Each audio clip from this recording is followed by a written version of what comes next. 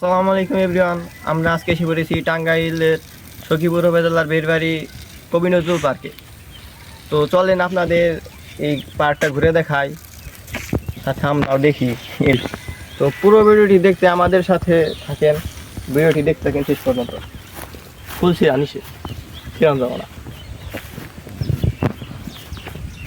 আর একটি ফুলের গাছ, গোলাপি রঙের গোলাপ ফুল, দেখতে অনেক সুন্দর।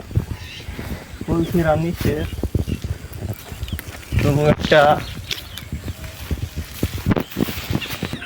এই যে এখানে দেখেন একটা কি জানি একটা গাছ আছে, প্রায় বট গাছের মতো দেখতে। এখানে আপনারা বসতে পারবেন এখানে। কিন্তু আপনারা যদি গাছের ডালপালা ভেঙে পার্কটির সৌন্দর্য নষ্ট করে, তাহলে কিন্তু পার্ক কর্তৃপক্ষ আপনাদেরকে পার্কটি হচ্ছে বেরবাড়ি এসে বাজারে এসে আপনারা কাউকে জিজ্ঞাসা করলে দেখিয়ে দেবে পার্কটি কোথায়। আর এই পার্কটি সম্পূর্ণ ফ্রি, আপনাদের জন্য একদম উন্মুক্ত করে দেওয়া হয়েছে, আপনারা চাইলে আসতে পারেন। বুঝতে পারছি এখানে দেখি ঝাউ গাছও আছে, কক্সবাজার এরকম ঝাউ গাছ দেখেছি আমরা। পার্কটি এখনো নির্মাণ হয়নি, হচ্ছে।